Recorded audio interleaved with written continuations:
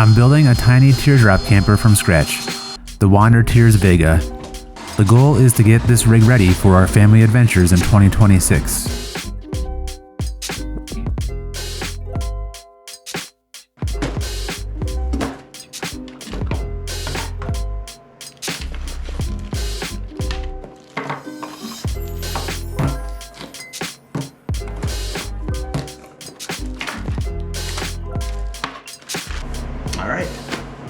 All right, we're gonna put all of this stuff into here, the electronics. But I have to do a lot of prep work first. A couple of things I've already made. I had these plates. I also have this one, which will go on the inside. Inside, I'll have these two small little reading lights, and they both have USB-C and USB-A. I'll have two switches, one on either side of the camper. One switch will be to power these lights, the porch lights, and the other switch will be to power some under lights. And also two under lights right here on the back of the galley that this switch will run. This is a dimmer switch. This will run the overhead lights in the hatch.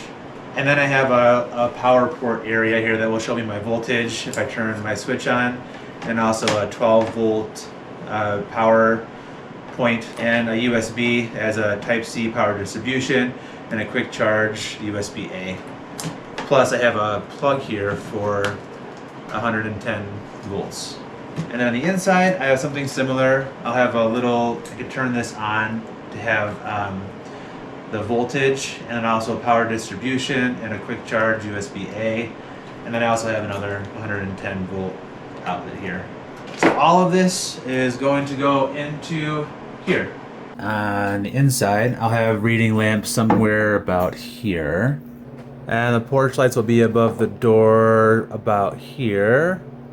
And the switches for the lighting will be about here. Underneath my cabinets, I'll have this panel right inside of here.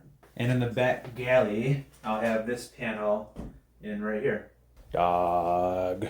In the galley, all of my wiring is going to be in this box in here.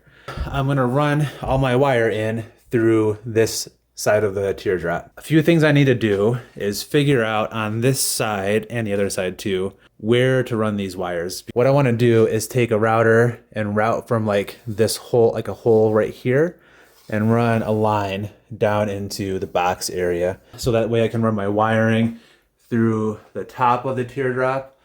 And then on this side, I'm gonna make some space because I wanna take an old ammo canister that I've had forever and put it here. And that can contain a diesel heater. And all that wiring is going to come from the tongue box.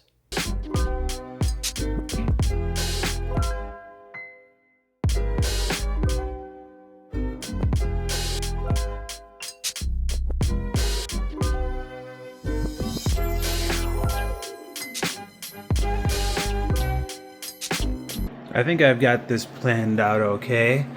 I've got my porch light. I have paths for a switch and paths for a light to go inside. I have two paths here, one for my low voltage, one for my high voltage.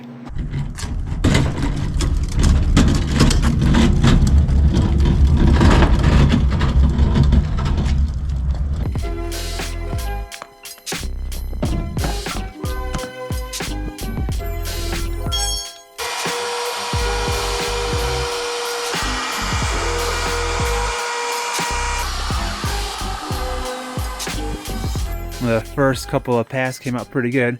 I only have a 1/4 inch size bit for my router, but I can just make a couple of extra passes.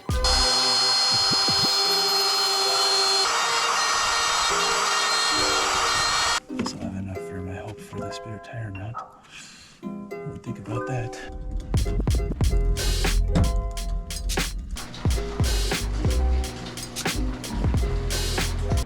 And the cold step is done. I've got my heat back on and I'm back in the studio shop area to get some more stuff going. Yeah, I did these freehand for sure. And I think they will just work out just fine. And over on this side, I've got 2 big routes going. And as I was doing this, I was thinking, oh, you know what? I gotta put my spare tire mount right here. I'm just really gonna have to be cautious of where that goes.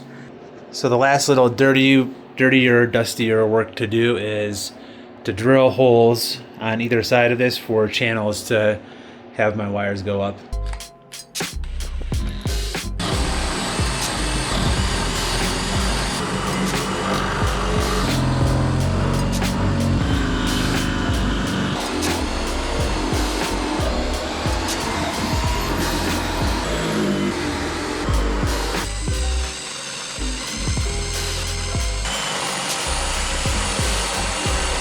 Okay, I got my holes drilled, and I thought I had 2.5-inch screws. I might have had 3-inch screws because these ones that are 2.5-inch, these closer ones to the edge, they sometimes would get right to this screw here. Yeah, that's the biggest messy part. The wires will be hanging down here, and I gotta make sure I remember a few things. So, number 1, this is at 2.5 inches and 4.5 inches. This one over here is at 3 inches.